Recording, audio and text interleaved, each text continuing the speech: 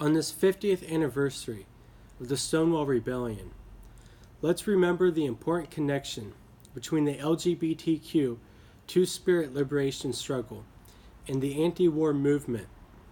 The Stonewall Rebellion was led by houseless, poor, and working-class trans and queer peoples.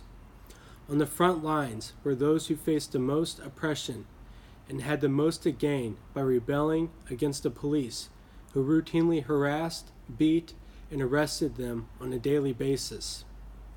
On the front lines were black and brown trans and gender nonconforming youth. It's black and brown people who are the most affected by U.S. government's fascist and imperialist policies, both at home and abroad. It was in this period that black, brown, and indigenous peoples were leading revolutionary, anti-colonial, and national liberation struggles throughout the world and here at home in the belly of the beast known as the United States of America. The Stonewall Rebellion was influenced and inspired by these struggles, especially that of the Vietnamese people. During the time of the Stonewall Rebellion, resistance to the Vietnam War was at its height, and many LGBTQ two-spirit peoples were at the forefront of this resistance. In response to the events at Stonewall, LGBTQ peoples organized themselves in various ways to fight back against anti-LGBTQ oppression and connected this struggle to all the other struggles that were fighting back against this backward system of capitalism and imperialism. The Gay Liberation Front was one of the organizations that formed out of this struggle. Its name was inspired in part by the Vietnamese National Liberation Front.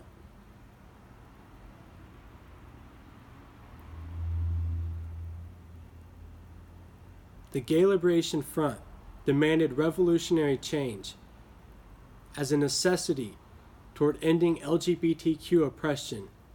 It attacked gender roles and patriarchal concepts. They merged alliances with the women's liberation movement, participated in anti-racist organizing, and engaged in demonstrations against the U.S. war against the Vietnamese people.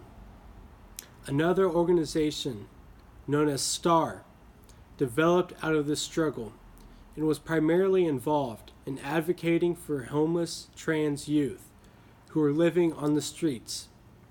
They provided revolutionary mutual aid to the most forgotten people within the LGBTQ two-spirit community. Solidarity was formed with various revolutionary organizations, including the Black Panther Party and the Young Lords Party, of which Sylvia Rivera was affiliated with. The Young Lords Party was a revolutionary socialist Puerto Rican organization that was fighting for Puerto Rican independence and the self-determination of the Puerto Rican people, as well as the total liberation of all oppressed peoples and nations of the world. The struggle for LGBTQ two-spirit liberation must be rooted in internationalist solidarity. U.S. imperialism means death and destruction for oppressed nations throughout the world, and this includes the LGBTQ two-spirit peoples within these nations.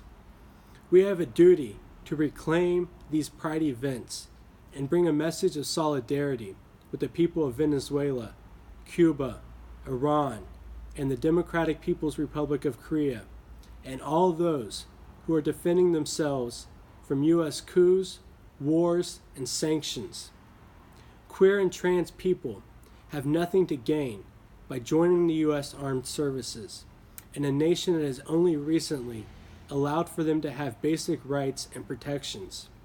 It's important to note that these gains have only come as a result of militant struggle in the streets.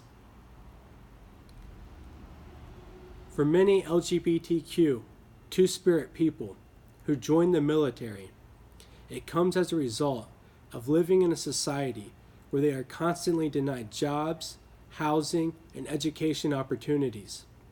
This system does not care about the liberation of queer and trans people, but only about how they can be used as pawns in the quest to rob the resources and labor of oppressed nations throughout the world. Black and brown, trans and queer people are being murdered at alarming rates here at home and abroad by the police and the reactionaries that serve the interests of the ruling class.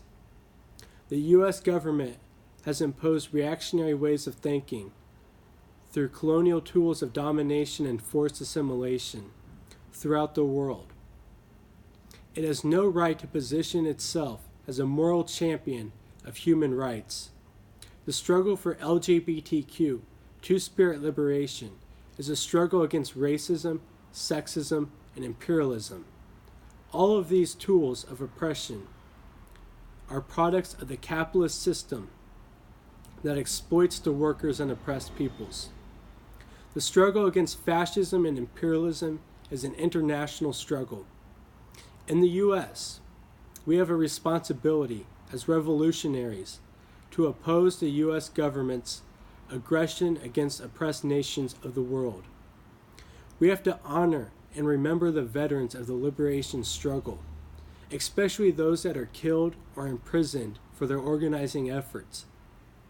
This is why in Los Angeles, Baltimore, and New York City, there were anti-imperialist contingents at pride activities that lifted up the names of Marielle Franco and Chelsea Manning. Marielle Franco was a leader against government corruption and police brutality in Brazil. She was a councilwoman and member of the Socialism and Liberty Party. She came from an oppressed background as a black LGBTQ woman from a favela neighborhood in Rio de Janeiro. Neighborhoods like these, which consist of mainly poor and working class black and brown people, are not properly cared for by the government. She was working to defend the human rights of black women and other oppressed peoples in Brazil. Before her death, Franco was exposing police brutality and organizing against military intervention in the city. She worked with various women's commissions in the Lesbian Front in Rio de Janeiro in order to promote a lesbian day of visibility in Brazil. The bill was defeated as a result of the reactionary character of the council. Franco had bravely stood up at the time when U.S. imperialism was exerting its power to roll back the red tide of progressive governments and movements in Latin America, sparked by Venezuela's Bolivarian Revolution. Washington was instrumental in supporting the frame-up of left-leaning former presidents in Brazil, as well as helping the fascist Bolsonaro take power. Franco was slain in March of 2018, prompting mass protests throughout the country.